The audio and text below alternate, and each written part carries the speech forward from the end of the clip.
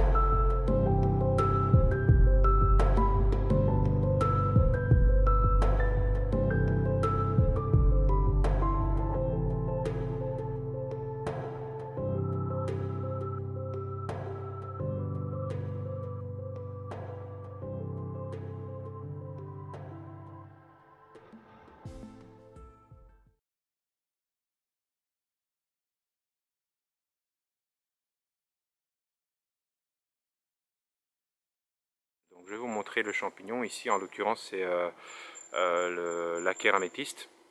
Donc, vous voyez ici, quand vous ramassez un champignon et qu'il prend les feuilles avec, elles sont collées. Hein, on voit bien qu'elles sont bien collées avec le pied.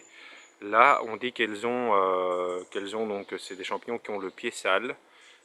Donc, c'est une petite astuce pour retenir que ce sont des saprotrophes.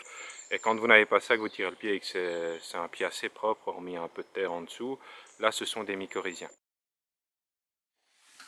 Pour faire une sporée, on prendra le couteau, on coupe vraiment le plus bas possible le chapeau, hop.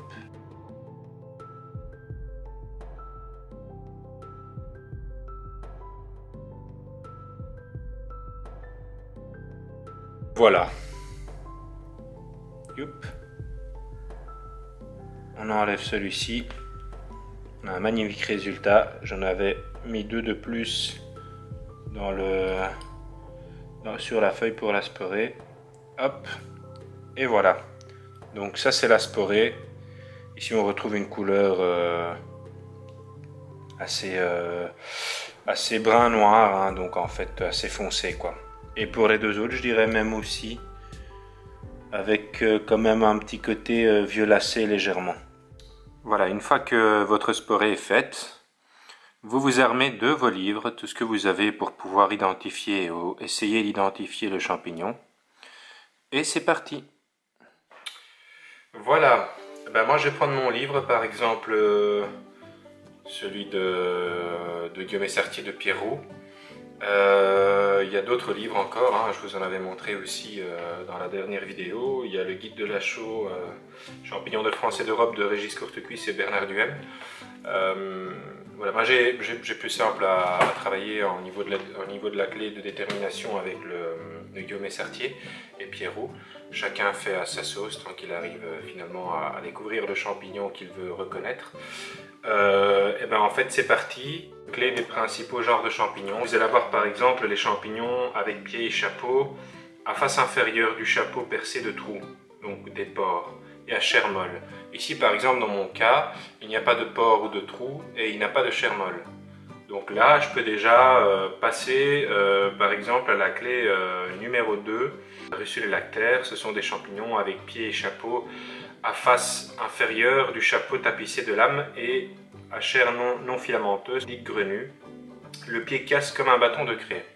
Ce n'est pas le cas, il est filamenteux, le mien, donc il ne casse pas comme une craie. On passe à l'étape suivante, par exemple celle des agarics, et ainsi de suite. Une fois que vous vous y retrouvez, agaric, ben là vous allez commencer à regarder les lames, comment elles sont. Est-ce qu'elles allaient vers le pied, donc attachées au pied adné? Est-ce qu'elles sont, elles ne touchent pas le pied, donc est-ce qu'elles sont libres, et ainsi de suite. Moi j'ai des lames libres, vu qu'elles ne touchent pas le pied. Point A, sporée rose. Et puis je vais donc au point B. Au point B, ben, sporée brun chocolat. Ça a l'air d'être ça, on a une sporée brun chocolat. Donc Agaricus, les agarics. Page 268, clé d'identification des agarics. Agaricus, donc le genre agaric. Et là vous avez une clé de détermination qui est spécifique aux agarics. Et c'est parti, on y va étape par étape en fait. Donc vous avez compris le principe, j'ai presque envie de dire à vous de jouer quoi. Voilà, sur ce, je vous souhaite une très belle découverte lors de vos balades, de belles déterminations, de belles reconnaissances. J'espère que vous y arriverez. Encore merci de me suivre et je vous dis à très bientôt. Au revoir.